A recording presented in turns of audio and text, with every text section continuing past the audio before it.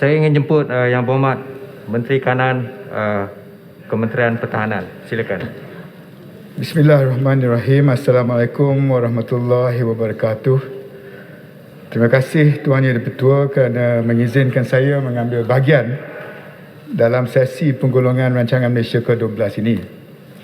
Bagi pihak seluruh warga Kementerian Pertahanan dan Angkatan Tentera Malaysia, saya ingin mengambil kesempatan ini untuk merakamkan setinggi-tinggi penghargaan kepada Yang Amat Berhormat Perdana Menteri serta semua pihak yang terlibat dalam pengumbalan rancangan 5 tahun ini. Ia bukanlah satu usaha yang mudah, khususnya ketika negara dan dunia sedang mendepani cabaran pandemik COVID-19. Terpaksa mengimbangi antara tuntutan kesihatan, memenuhi keperluan dan permintaan sektor ekonomi dan pada masa yang sama tanggungjawab untuk memastikan kesejahteraan rakyat terus terbela. Oleh itu, kami di Mendef berasa syukur kerana dalam tempoh yang serba-serbi mencabar ini, segmen keselamatan dan pertahanan masih diberikan keutamaan di bawah RMK 12 dan dijadikan sebagai salah satu daripada 9 fokus utama, iaitu fokus keempat, memantapkan keselamatan dan pertahanan awam.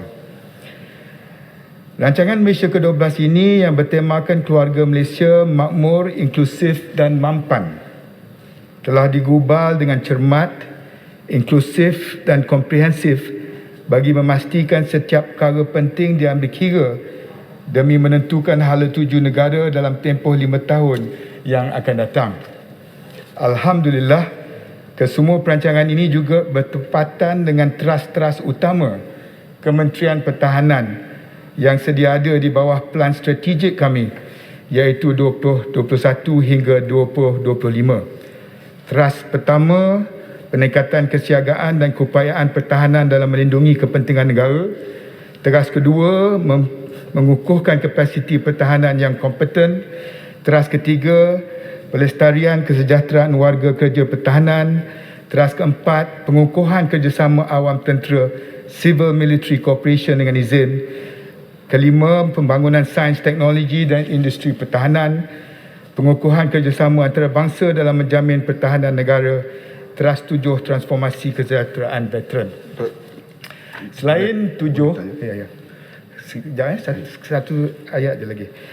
Selain tujuh teras ini, saya juga telah mengarahkan supaya kementerian mewujudkan teras ke-8 yang memberikan tumpuan khusus kepada pengurusan cabaran dan ancaman baru terhadap lanskap keselamatan dan pertahanan negara dalam berdepan dengan COVID-19. Itu saja. Datuk Speaker, ancaman terbaru ini, apakah Menteri Pertahanan bersetuju supaya dipertingkatkan keselamatan ini gabungan ASEAN? Sebab ASEAN ada 2 juta lebih kurang tentera.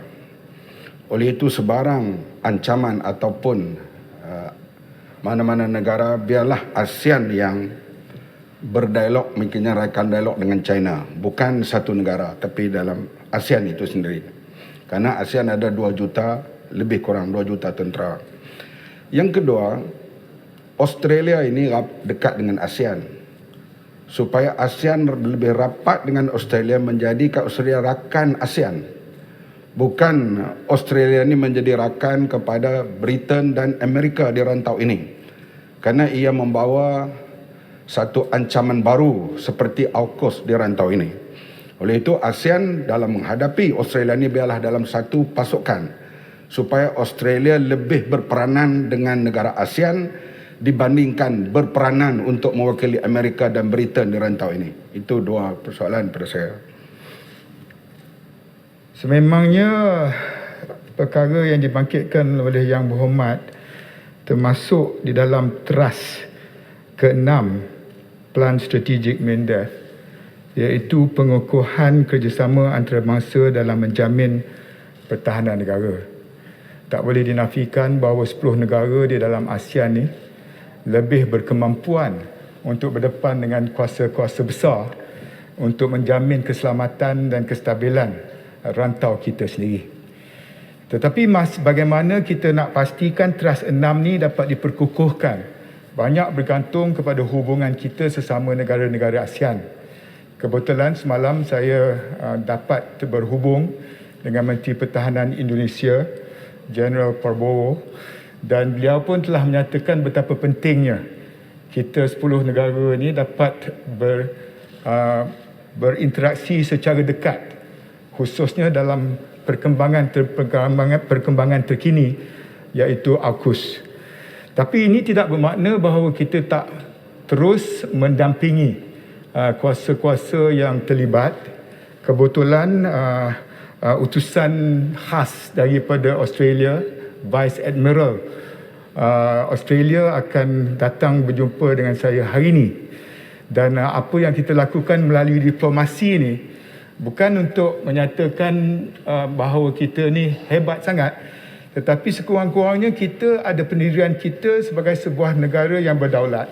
Tetapi pada masa yang sama 10 negara di dalam ASEAN pun ada pendirian kita, dan kekuatan yang ada dalam kumpulan 10 negara ini boleh diutarakan kepada mana-mana pihak yang cuba menidakkan kedudukan kita di rantau ini. Jadi trust, sebab kita tengah bincangkan rancangan Malaysia ke-12, perancangan 12 tahun ke hadapan, dan trust ke-6 ni akan merangkumi apa yang disebut oleh Yang Berhormat Kota Raja tadi, apabila berdepan dengan isu-isu yang berkaitan dengan geopolitik rantau kita, sama ada nak mengimbangi kuasa-kuasa besar atau kedudukan kita di Selat Cina Selatan contohnya. Jadi itu merupakan satu cadangan yang tepat, tetapi jawapan saya ianya pun merupakan satu daripada 7 atau 8 sekarang trust di bawah penekanan MINDEF pada hari ini. Yang Hormat, Ya, saya. Saya cuma boleh sambung masa 15 minit hingga 1.15. So saya tak tahu sama ada Yang Hormat boleh habis 1.15. Kalau tak boleh, maka kita terserah kepada Tuan Yang Dipertua. Boleh habis 1.15. Saya belum masuk lagi nak menjawab satu isu pun. Satu isu. Ini baru muka 5. Ya. Jadi So, kalau saya macam tu, tak ada masalah, tetapi nak memberi penghormatan kepada Kota Raja yang maklumkan kepada saya dia tidak dapat bersama tengah hari ini. Mungkin saya boleh jawab perkara-perkara yang dibangkitkan oleh Yang Berhormat Kota Raja dulu dalam 15 minit yang ada ni. Alright. Terima kasih.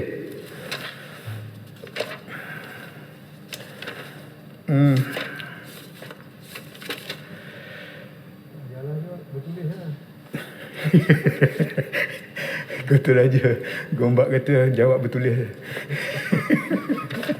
Tapi saya tak setuju. Menjawab perkara yang dibangkitkan oleh Yang Berhormat Kota Raja yang telah mencadangkan penggantian aset usang ATM dibuat melalui kerjasama joint venture antara syarikat pertahanan tempatan dan syarikat luar negara bagi memastikan industri pertahanan dapat dikembangkan. Kementerian Pertahanan melihat isu pembangunan keupayaan industri pertahanan tempatan sebagai perkara teras dalam mencapai tahap pertahanan berdikari atau self-reliant ATM. Elemen pemindahan teknologi daripada pemain industri merupakan antara faktor penting dalam memastikan peningkatan keupayaan pemain industri pertahanan negara. Oleh yang demikian, kontrak-kontrak perolehan aset ATM sama ada baru atau bagi menggantikan aset-aset usang ATM sememangnya dilaksanakan secara kerjasama dengan pemain industri antarabangsa dalam melaksanakan program offset dan Industrial Collaboration Program ICP. Namun kita perlu realistik, Yang Berhormat. Penularan pandemik COVID-19 telah memberi tekanan terhadap situasi ekonomi dan kewangan semasa negara. Dalam situasi ini amat sukar untuk kerajaan melaksanakan perolehan aset-aset baru, dan sebenarnya saya dah beri keutamaan dan arahan kepada pihak kementerian bahawa kalau sekiranya kita tidak dapat mempertimbangkan aset-aset baru ketika ini, jangan kita kompromi dengan daripada memberi tumpuan kepada penyelenggaraan aset-aset yang sedia ada. Sikit saya semberung. Ya. Tadi terima kasih Datuk Speaker. Tadi Yang Berhormat Semberung ada menyatakan bahawa Kementerian tidak lagi ingin meneruskan Dasar Pertahanan dan Keselamatan Negara yang digaris sebagai dokumen susulan dengan kertas putih. Mohon penjelasan kerana industri pertahanan negara dan keselamatan ini sangat penting. Bagaimana kita melihat dalam RMK 12 ini Kementerian Pertahanan memperkasakan dalam soal pertahanan negara untuk menghadapi masa-masa yang mendatang. Terima kasih. Terima kasih Jempol. Melalui kertas putih pertahanan yang telah dibangunkan oleh Kementerian Pertahanan, ada satu bab khas iaitu bab 7 mengenai sains, teknologi dan industri pertahanan diperuntukkan sebagai manifestasi kesungguhan berterusan kerajaan dalam mengkaji isu-isu yang mengekang pembangunan industri serta memformulasikan trust-trust bagi menyokong peningkatan keupayaan industri. Jadi selaras dengan apa yang disarankan oleh Yang Berhormat Kota Raja dan diperingatkan oleh Yang Berhormat Jempol tadi, bahawa dasar di bawah kertas putih pertahanan dan dasar-dasar yang telah pun kita gubal dan sedang kita laksanakan, apa yang disarankan oleh kedua-dua Yang Berhormat sedang diambil kira dan sedang dilaksanakan, insya-Allah. Speaker, Menteri, boleh tanya sikit? Sungai Petani, depan ya? Ya, okey. Sila. Saya nak tanya Menteri, tadi Menteri dah sebut tentang aset-aset. Pembelian aset-aset baru ni keberangkaliannya agak susah kerana kedudukan kewangan kita. Namun Menteri pun tahu, apa juga kita beli jiran kita tahu. Apa juga kita beli Amerika tahu, US tahu. Itu there's no secret dalam defense aset ni. Cuma soalan saya kepada Menteri ialah, ada tak dalam pengetahuan Menteri, benda-benda yang kita beli, yang kita order dah lama dah tak sampai, sama ada apa bentuk aset pun juga tak sampai, boleh tak kita buat auditing dan Menteri maklumkan kepada sama ada select committee ataupun kepada jatuhan ataupun di sini openly, kerana kita nak tahu masalah-masalah yang timbul disebabkan kontraktor-kontraktor yang terlalu lama ni tidak dapat deliver aset-aset kita ni. Jadi kita takut begini Menteri, kalau orang tahu yang kita sebenarnya tak ada aset ni pun, dan kita punya kedudukan amat-amat terdedah dengan bahaya. Terima kasih Menteri. Terima kasih Speaker. Kelebihan yang ada kepada aset-aset pertahanan ianya mengambil masa. Dan kalau sekiranya ada kelewatan, ada prosedurnya untuk kita memastikan bahawa masa yang diambil, kelewatan yang ada tidak menjejaskan sedikit sebanyak perancangan kita. Saya tak nafikan ada aset-aset yang lewat dibekalkan. Tetapi ini tidak bermakna bahawa kita tidak boleh tuntut ganti rugi. Kita dapat pastikan aset-aset ini dapat disampaikan kepada pihak pengguna dan apa jua masalah yang dihadapi ini dapat diatasi sebaik mungkin. Di bawah kepimpinan saya beberapa minggu di Mendef ni, kita dah letakkan 3 kategori. Dan Yang Berhormat Kota Raja senyum kerana benda-benda aset yang lama dulu terpaksa dipikul tanggungjawabnya oleh Yang Berhormat Kota Raja semasa dia Menteri Pertahanan ketika itu. Projek-projek sakit, projek-projek lama perlu diselesaikan, perlu diurus. Pada masa yang sama, ini tidak bermakna bahawa projek hari ini yang perlu diputuskan tak diputuskan. Dan apa yang kita bincangkan di dalam Dewan Yang Mulia ini, hari ini Rancangan Malaysia ke-12 5 tahun ke hadapan dan juga bajet bulan Oktober ini merupakan perancangan kita untuk 1 tahun. Jadi kalau sekiranya kita fokus kepada perkara-perkara yang boleh kita selesaikan, benda yang mungkin menjadi kelewatan dan kekangan kita selama ini kita selesaikan secara telus, dan banyak cara bagaimana untuk kita mendapat ketulusan dan juga keadilan kepada kelewatan aset-aset tadi. Saya tak teragak-agak untuk memastikan ianya dapat direalisasikan. Sila sempurna. Terima kasih Datuk Speaker dan Yang Berhormat Menteri. berhubungkan dengan aset apa yang telah dibangkitkan oleh Yang Berhormat Menteri tadi dan juga dari segi apa yang dibangkitkan oleh rakan lain. Saya berharap agar langkah untuk meletakkan aset di tempat yang diperlukan ini juga penting. Bukan hanya dari segi peralatan, bahkan juga manpower yang ada. Contohnya Kem Lokawi, contohnya Kem Paradise di Kota Belud. Yang kena lanun ni Pantai Timur. Yang ada ancaman keselamatan di kawasan-kawasan yang amat memerlukan aset. Bolehkah kementerian memastikan dalam rancangan Malaysia ke-12 supaya menempatkan anggota peralatan di mana dia amat diperlukan untuk mempertahankan negara kita supaya ianya a form of deterrence, mengelakkan orang masuk mencerobohi kawasan-kawasan yang selalu terancam. Terima kasih banyak. Yang Berhormat sempurna, biar saya jawab ni isu yang berhubung kait dengan lanun, saya tak ambil mudah kalau sekiranya dibangkitkan oleh Yang Berhormat daripada sempurna. Dan apa yang disebutkan oleh Yang Berhormat tadi memang tepat. Kalau kita tengok ancaman yang kita hadapi ketika dahulu di Lahad Datu, dan ini semua menjadi pengajaran kepada kita. Nanti saya akan jawab apa yang dibangkitkan oleh rakan-rakan kita di Sabah dalam perbahasan ini. Dari segi bagaimana kita nak atur gerak, bukan sahaja anggota kita, tetapi aset-aset yang saya ada supaya apa yang kita lalui di Lahad Datu tadi tidak berulang, dan pada masa yang sama kita buat persiapan dan perancangan. Kalau sekiranya ianya berlaku sekali lagi, kita tidak berada dalam keadaan kekangan untuk mengatur gerak berdepan dengan cabaran berkenaan. Boleh sekali lagi, Datuk? Ya, Ketua Raja. Saya balik sikit kepada industri pertahanan. Kita ada negara-negara Arab yang kaya yang sedia untuk membantu strike penyelidikan kita. Adakah usaha-usaha ini diteruskan untuk mendapat sokongan mereka dengan misalnya pinjaman ataupun tanpa interest dan sebagainya, dan mereka sudi untuk membina penyelidikan hal strike ini? Adakah diteruskan oleh pihak kementerian hal ini?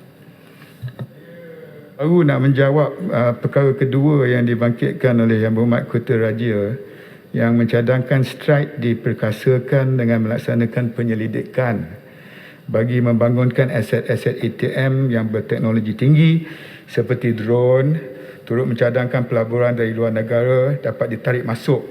Mungkin itu maksud Yang Berhormat. Saya bersetuju dengan cadangan ini. Dan kerajaan sentiasa menyokong cadangan R&D dan dalam bidang berteknologi tinggi bagi meningkatkan keupayaan berdikari dan teknologi pertahanan.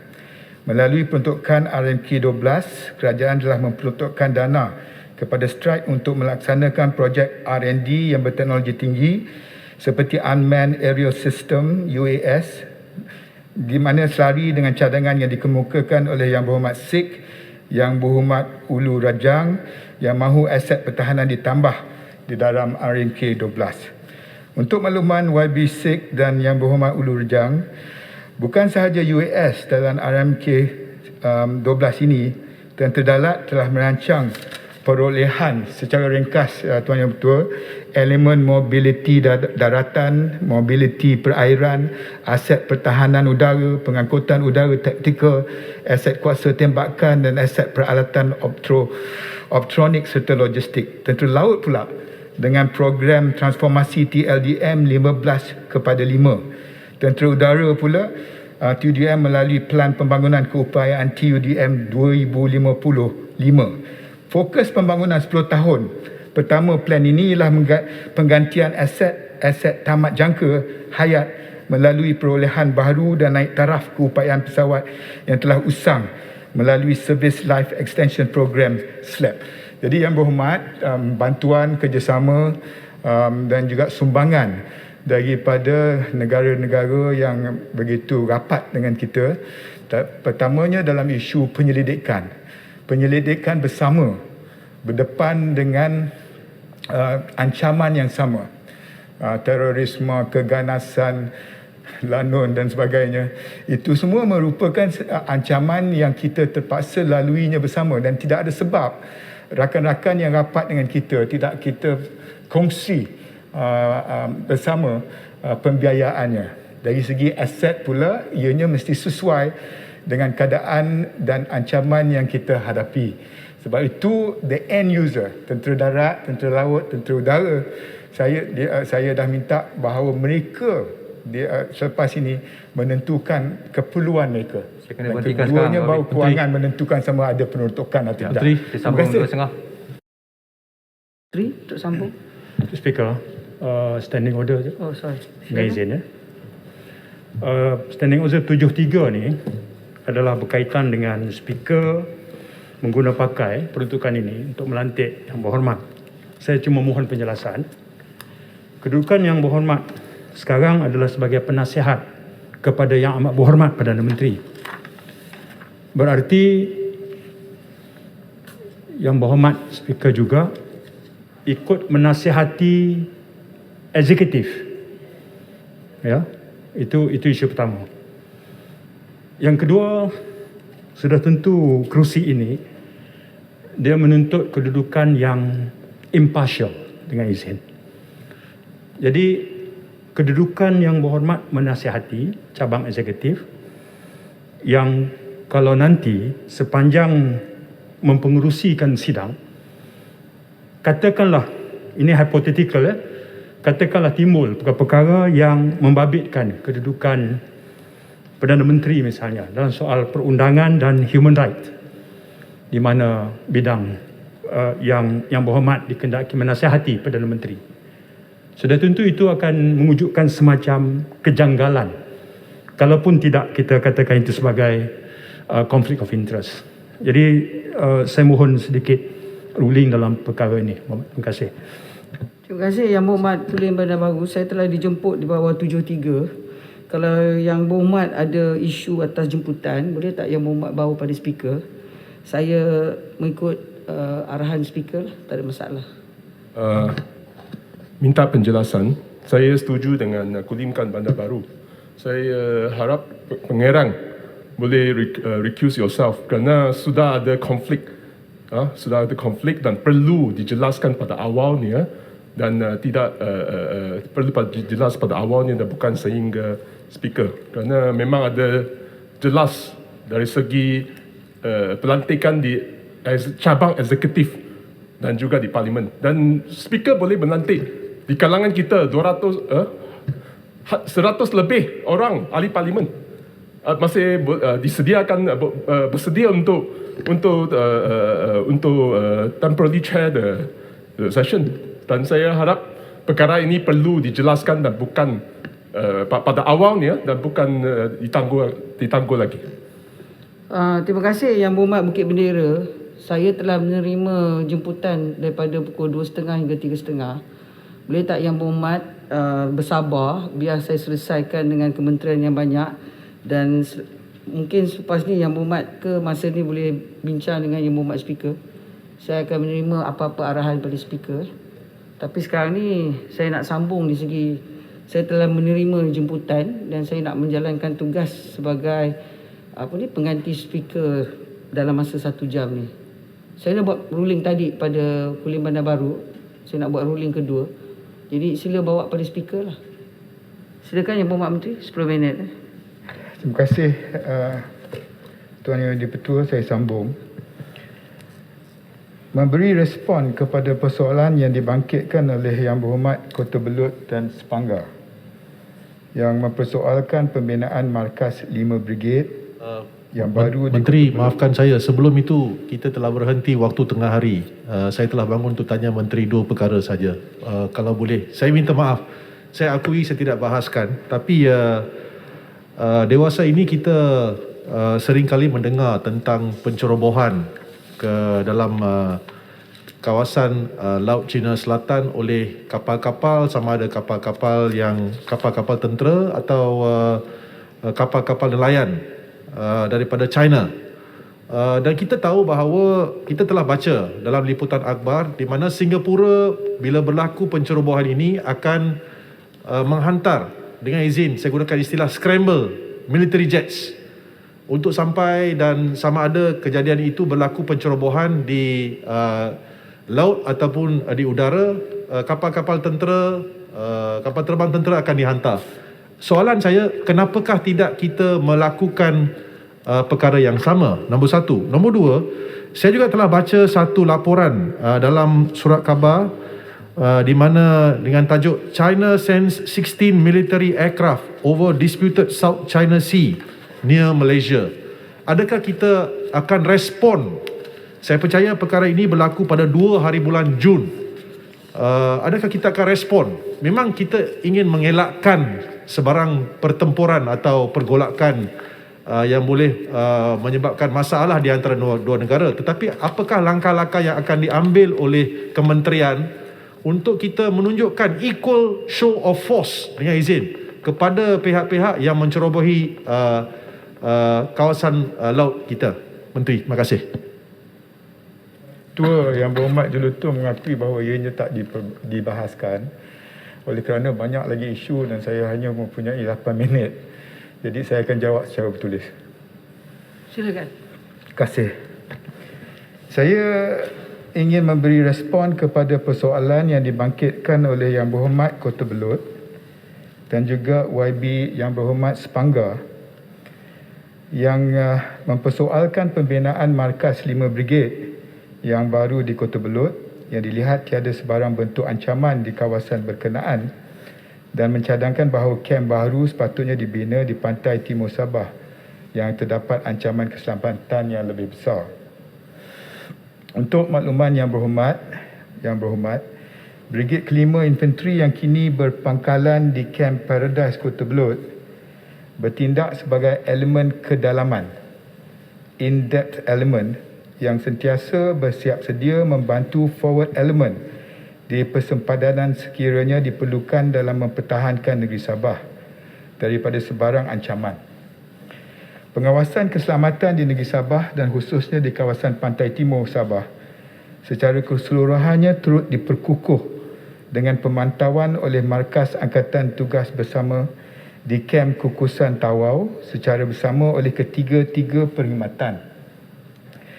Tentera Laut Diraja Malaysia telah menempatkan markas pemerintahan Armada Timur di Kota Kinabalu bagi memerintah pangkalan laut di Sabah dan Sarawak, manakala markas wilayah Laut 2 telah ditempatkan di Sandakan bagi memantau pantai timur Sabah. Tentera Udara Diraja Malaysia pula menempatkan markas wilayah Udara 2 di Labuan serta pusat bantuan operasi udara di Tawau bagi memantau keselamatan ruang udara keseluruhan negeri Sabah. Selain itu, bagi terus memperkukuhkan keselamatan Sabah dan Sarawak, MNDEF juga sedang membangunkan pangkalan TLDM Markas Wilayah Laut 4 Mawila di negeri Sarawak khususnya di Bintulu adalah berdasarkan lokasi yang strategik dari segi kedudukan dan pemusatan operasi maritim di Laut Cina Selatan. Ianya telah lama dihasratkan bagi meningkatkan lagi keupayaan dan sokongan operasi TLDM.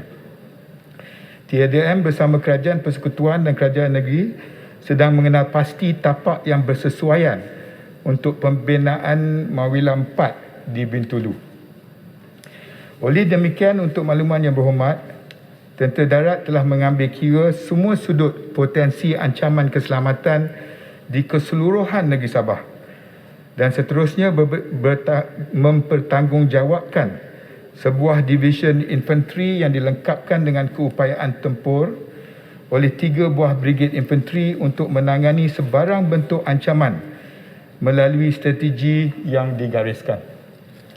Ini termasuklah melalui division pertama infanteri di Sarawak dan division kelima infanteri yang telah ditubuhkan di Sabah dan Brigade ke-13 Infanteri yang berpangkalan di Felda Sahabat, Lahad Datu. InsyaAllah, pihak MNDEF dan ATM akan sentiasa memberikan perhatian dan pengkhususan penuh ancaman keselamatan di pantai timur Sabah. Yang Berhormat Menteri, boleh minta izin? Boleh. Kota Belud. Saya bertanya tentang rasionalnya untuk kita bina baru Kem Brigade Kem 5 Brigade di Kota Belud, iaitu di Kem Paradise, kerana dalam tahun 2019 Kota Belud disenaraikan sebagai salah satu daerah termiskin di Malaysia. Jadi pada saya yang Kota Belud perlu adalah dari segi industri ataupun infrastruktur lain, tapi bukannya kem tentera, kerana yang seperti dibangkitkan juga sahabat saya Sepanggar dan YB Sempurna tadi, ancaman sebenarnya berada di pantai timur. Kalau saya boleh quote YB Menteri pagi tadi sebelum break lunch ya, ada menyebut bahawa kita akan beransur-ansur untuk pindahkan pemusatan pertahanan kita ini sebelah pantai timur. Tapi saya kira kalau begini, sebab Kota Belud akan menempatkan bahagian kedalaman ya, YB Menteri tadi sebut, ya saya kira perlu ada langkah yang nampak ataupun signifikan untuk kita pindahkan pertahanan ini tumpu di pantai timur. Saya bukannya menolak pembangunan, tapi saya kira Kota Belud memerlukan pembangunan yang lain lagi untuk menangani isu yang utama, iaitu isu kemiskinan di tempat kami. Terima kasih. Pembangunan dan kemajuan di Kota Belud, saya cadangkan Yang Berhormat boleh bangkitkan dengan menteri-menteri ekonomi lain. Tugas dan tanggungjawab saya ialah berhubung kait dengan keselamatan dan pertahanan, khususnya di negeri Sabah. Buat masa Saya faham Yang Berhormat Menteri, cumanya pada saya mungkin adalah masa yang sesuai juga untuk kita push pergi sebelah pantai timur sekarang untuk Kementerian Pertahanan fokus di situ daripada kita terus menambah apa yang ada di Kota Belud pada saya. Terima kasih. aspek kedua, aspek pertama yang dibangkitkan oleh Yang Berhormat ialah berhubung kait dengan kawasan dan kemiskinan di Kota Belud.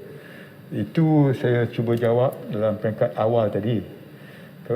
Jawapan kepada soalan kedua tadi, apa yang merupakan perancangan kita Sabah ialah merupakan satu perancangan yang sentiasa berubah mengikut keadaan semasa.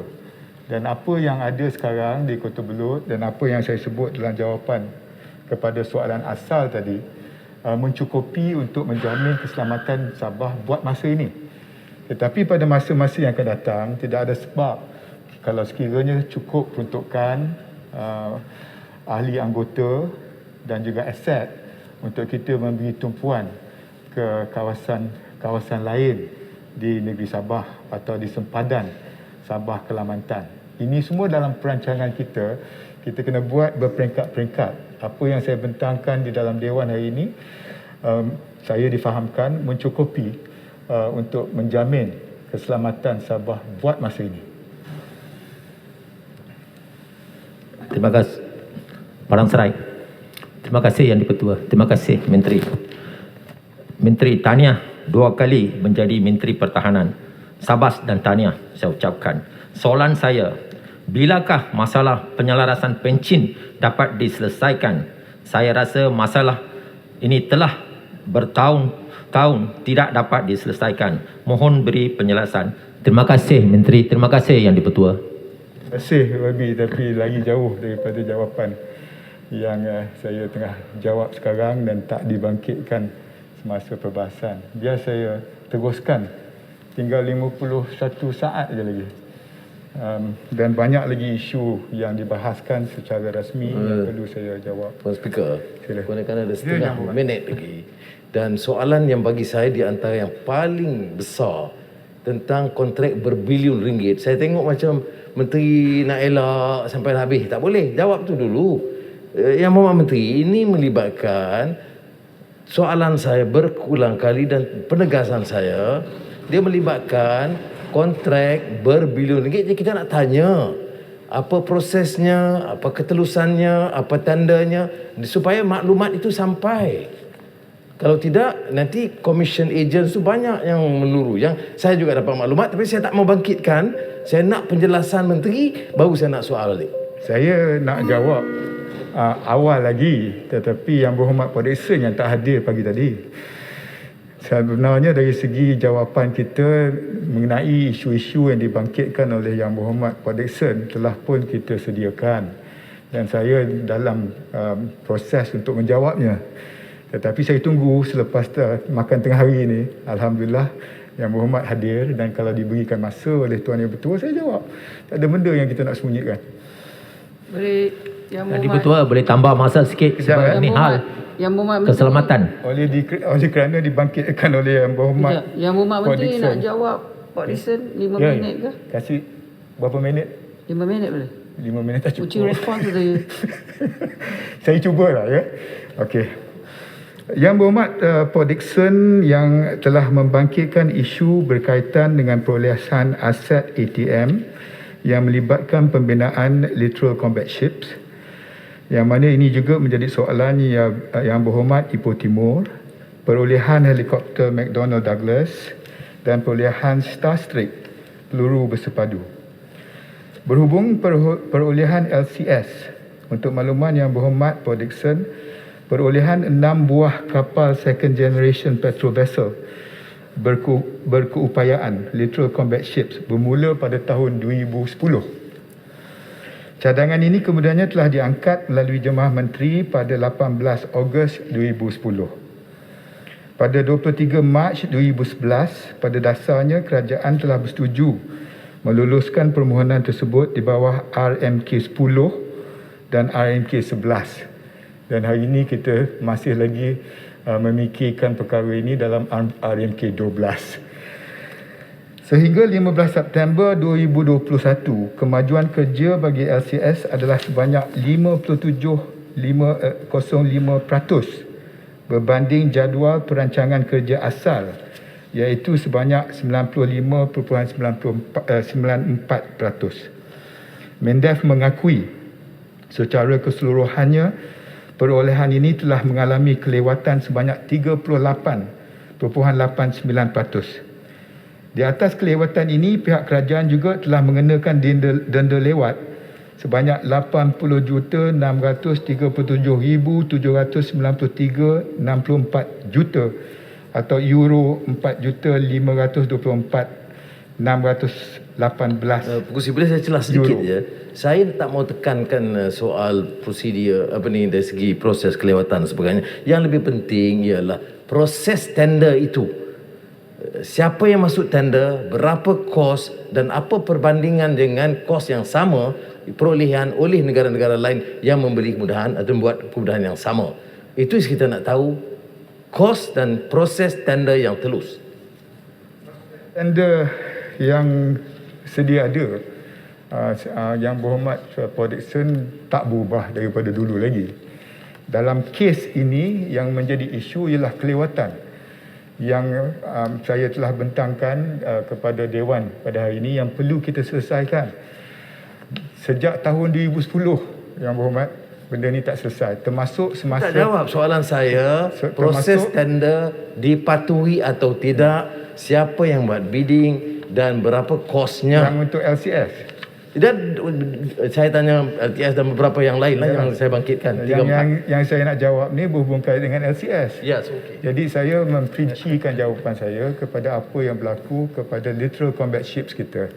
Dan ini merupakan sesuatu yang telah diputuskan dalam tahun 2010 lagi. Sejak tahun 2010, Yang Berhormat Kerajaan Perikatan Pakatan Harapan pun berdepan dengan isu yang sama untuk 22 bulan. Dan kalau isunya prosedur dalam meluluskan dan menawarkan projek berkenaan, itu pun perkara yang boleh dibangkitkan masa Yang Berhormat sendiri menerajui kerajaan. Yang penting sekarang, seperti saya sebut kepada Dewan pada hari ini. Saya tak mahu nak argue, minta maaf lah, bukan. Tapi sebut 2010 yang putuskan, 2011 diluluskan. Saya nak tanya tu yang spesifik. Nak merewang ke tempat lain tu siapa? Nak tanya saya boleh buka fail Kementerian Kewangan. Saya tak ingat tapi boleh. Tak ada masalah. Saya tak terlibat. Yang pada masa saya Menteri Pertahanan masa itu ialah Pekan. Boleh tanya. Kemudian yang saya nak tahu ada 3-4 tajuk yang saya berikan. Apakah proses tender diperolehi, berapa kosnya, siapa ejen, supaya kita tahu, kerana ini benda ini dibangkitkan dan ini membantu Yang Berhormat Menteri juga supaya jangan ada tempiasan tuduhan itu kepada beliau. Janganlah untuk jaga kepentingan saya. Tetapi benda ni merupakan sesuatu isu yang telah lama terpaksa kita hadapi. Yang saya sebut tadi semasa Pakatan Harapan menerajui kerajaan pun terpaksa dihadapinya. Dan Yang Berhormat Kota Raja pada masa dan ketika itu telah pun mengenal pasti masalah-masalah LCS di mana kontraktor gagal siap reka bentuk, kontraktor lewat muktamadkan perolehan sebahagian peralatannya, dan paling penting kualiti kerja yang tidak ikut spesifikasi. Di bawah kepimpinan Pakatan Harapan pun satu jawatan kuasa siasatan tadbir urus perolehan kewangan kerajaan telah ditubuhkan. Dan ini siasatan berjalan seperti apa yang disyorkan oleh kerajaan ketika itu. Dan pemimpin-pemimpin Mendev, saya sendiri diminta memberi penjelasan sama ada kepada PAC, sama ada kepada jawatan kuasa yang ditubuhkan, sama ada kepada SPRM, sama ada kepada Bukit Aman. Semua ini telah pun disiasat dan pihak berkuasa mempunyai fahamnya. Kalau sekiranya Yang Berhormat Perdesaan mempunyai maklumat dan bukti-bukti baru yang boleh membuka balik perkara ini, terima kasih. Saya pun tak ada apa nak sembunyikan, dan apa yang dibangkitkan oleh Yang Berhormat boleh melindungi saya. Saya mengalu-alukan. Tetapi apa yang kita bincangkan hari ini ialah merupakan rancangan Malaysia ke-12, melihat ke hadapan. Dan nak melihat ke hadapan, saya dah pecahkan kategori kontrak-kontrak dan projek-projek kepada 3. Pertamanya projek-projek legacy, yang projek sakit, yang projek lewat, yang perlu dibayar denda. Itu dah dikategorikan. Kedua ialah projek-projek yang perlu saya putuskan sekarang, kini. Dan ini akan menentukan struktur prosedurnya. Kalau prosedur yang saya ada, Yang Berhormat rasa tak sesuai, beri cadangan pada kita dan kita boleh ubah suainya untuk fasa depan. Kategori ketiga ialah projek-projek yang kehadapan. Kehadapan untuk 1 tahun, bajet yang kita nak bentangkan dalam bulan Oktober. Projek-projek 5 tahun yang akan datang, yang dia bahaskan di dalam Dewan Yang Mulia ni, di bawah rancangan Malaysia ke-12. Jadi itu semua di dalam struktur kita. Kalau Yang Berhormat merasakan 22 bulan tak mencukupi untuk menyelesaikan apa jua perkara-perkara yang kita warisi daripada pemimpin-pemimpin sebelum ini atau projek-projek yang tergendala, bayangkan saya sekarang kembali ke Mendev baru 5 minggu. Jadi dalam keadaan sebegitu, saya berterima kasih perkara ini dibangkitkan oleh Yang Berhormat Perdesaan. Kita ambil maklum. Tetapi yang penting tak jawab. Saya tanya, kalau tak boleh jawab 2010, minta notis dan berikan jawapan. 22 bulan saya tak terlibat dalam kerajaan. Itu bukan saya nak ada ulangan itulah. Yang keduanya, ada juga kontrak-kontrak diluluskan semasa menteri. Saya dah jelas, saya dah sebut dalam ucapan saya. Saya percaya staf boleh teliti. Jadi saya minta supaya masa Yang Berhormat sendiri pun, apakah proses itu dipatuhi, apa prosesnya, bila tendernya, itu yang kita nak tahu, dan kosnya. Ya, saya tidak buat satu kenyataan yang melulu ataupun terlalu pendekabur. Jelas saya tumpukan kepada spesifik items dan minta soalan yang saya tanya masa ucapan pun agak spesifik. Berapa kosnya, apakah proses tender diikuti. Kalau yang lama dikaji, sebut begitu.